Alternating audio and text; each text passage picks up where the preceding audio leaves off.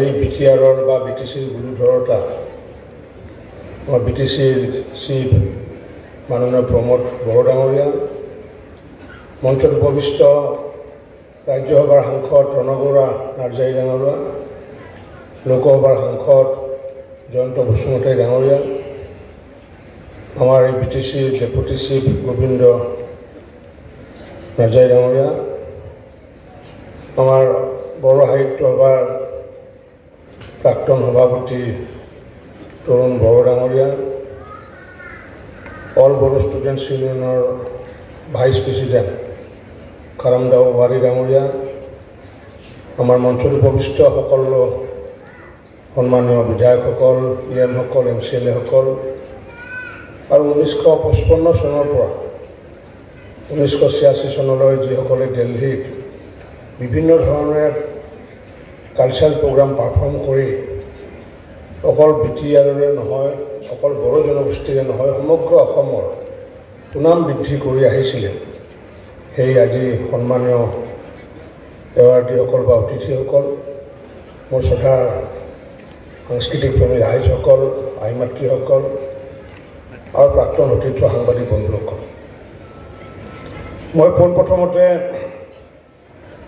ধন্যবাদ জনাইছোঁ প্ৰমোদ বড়ো ডাঙৰীয়া। এই এনেকুৱা এটা ইন'ভেটিভ আইডিয়া সাধাৰণতে মই পূৰ্বতে কোনো অসমত কোনো জনগোষ্ঠীৰ ক্ষেত্ৰত মই দেখা নাই, কাৰণ বিভিন্ন জনগোষ্ঠীৰ কালচাৰেল টীম দিল্লীত গৈ পেলাই তেওঁলোকে পাৰফৰ্ম কৰি আহিছে। হয়তো অহাৰ পিছত হয়তো এদিন হয়তো তেওঁলোকক কোনোবাই মাত দিয়ে, কিন্তু চেণ্ট্ৰেলি সকলোকে একত্ৰিত কৰি এই যি কাৰ্যসূচী কৰিলে, এই ইন'ভেটিভ কাৰ্যসূচী, ইনস্পায়াৰিং কাৰ্যসূচী, মটিভেটেড কাৰ্যসূচী, এই কাৰ্যসূচীৰ জৰিয়তে আজি যিসকলক সন্মান দিব বিচৰা হৈছে, এই যি পৰিকল্পনা, এই পৰিকল্পনাটো সৃষ্টি কৰাৰ বাবে মই বিটিচি চিফ আমাৰ প্ৰমোদ বড়ো ডাঙৰীয়াক মই আন্তৰিক ধন্যবাদ জনাইছোঁ।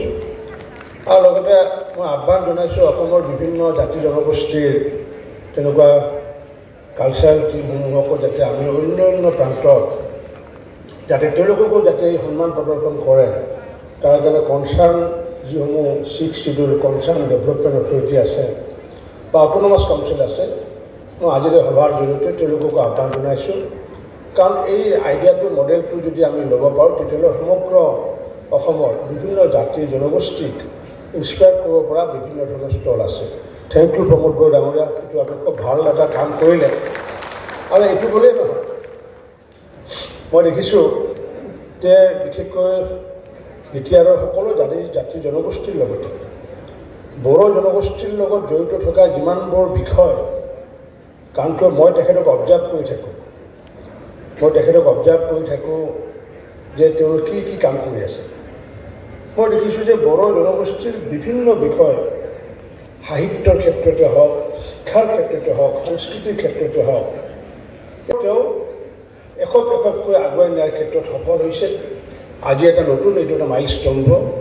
আশা ৰাখিছোঁ ভগৱানে তেওঁক আগন্তুক দিনত অধিক সাহস দিয়ক, অধিক শক্তি দিয়ক, যাতে এনেকুৱা কাম যাতে এই বিটিআৰ অঞ্চলত তেওঁ কৰি পেলাই যাতে নিদৰ্শন দেখাব পাৰে। আজি যি বয়সস্থ যিসকল বাইদেউসকলে, আই মাতৃসকলে ইমান ধুনীয়াকৈ ইমান বয়সতে যে বাগৰুম্বা নৃত্য তেওঁলোকে নাচিছে, মই সঁচাকৈ আপ্লুত হৈছোঁ আৰু সেইসকলকো মই আন্তৰিক ধন্যবাদ জনাইছোঁ।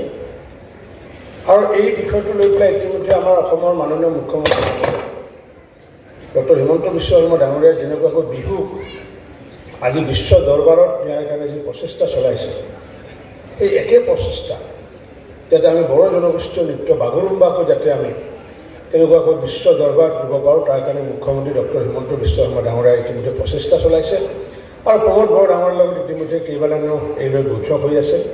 আমি আগন্তুক দিনত এনেকুৱা এটা দিন এটা দেখিম, এনেকুৱা মনোৰম দৃশ্য এটা দেখিম যে সকলোৱে আমি গুৱাহাটীত আমি প্ৰায় 10-15 হাজাৰ আমাৰ আই মাতৃসকলে একেলগে বাগৰুম্বা নৃত্য নাচিব, য'ত নেকি ভাৰতৰ প্ৰধানমন্ত্ৰী হওক বা কোনোবা এজন বিশিষ্ট ব্যক্তিয়ে হয়তো উদ্বোধন কৰিব। তেনেকুৱা প্ৰক্ৰিয়া মাননীয় মুখ্যমন্ত্ৰী ডক্টৰ হিমন্ত বিশ্ব শৰ্মা ডাঙৰীয়াই চলাই আহিছে। মই আজিৰ পৰা 2 বছৰমান আগতে এটা কালচাৰেল ইভেণ্টত তেখেতে মোক মাতিছিলে, মই তাত আছিলোঁ।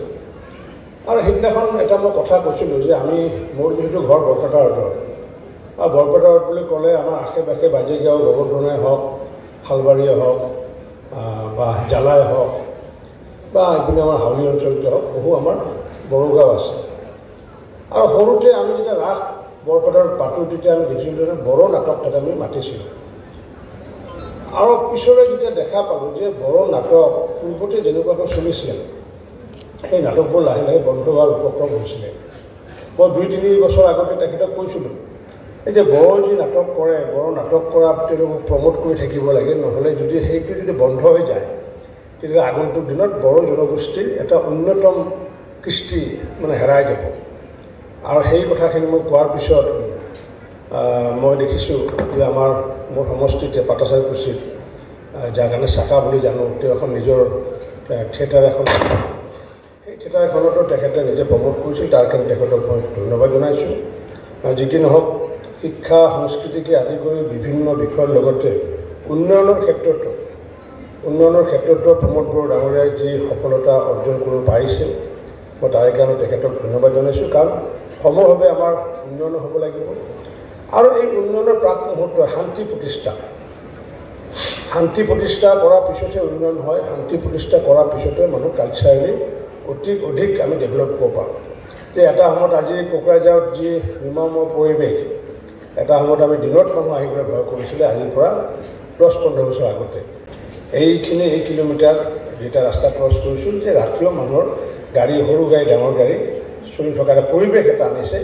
আৰু এই পৰিৱেশৰ কাৰণে নিশ্চিত ৰূপত ভাৰতৰ প্ৰধানমন্ত্ৰী নৰেন্দ্ৰ মোদী ডাঙৰীয়া, গৃহমন্ত্ৰী অমিত শ্বাহ ডাঙৰীয়া, অসমৰ মুখ্যমন্ত্ৰী ডক্টৰ হিমন্ত বিশ্ব শৰ্মা ডাঙৰীয়াৰ লগতে প্ৰমোদ বড়ো ডাঙৰীয়াৰ যি ঐকান্তিক প্ৰচেষ্টা, এই প্ৰচেষ্টাৰ ফলস্বৰূপে আজি শান্তি স্থাপন হৈছে। শান্তি স্থাপন হোৱাৰ পিছত প্ৰগতি ইতিমধ্যে হৈ আছে।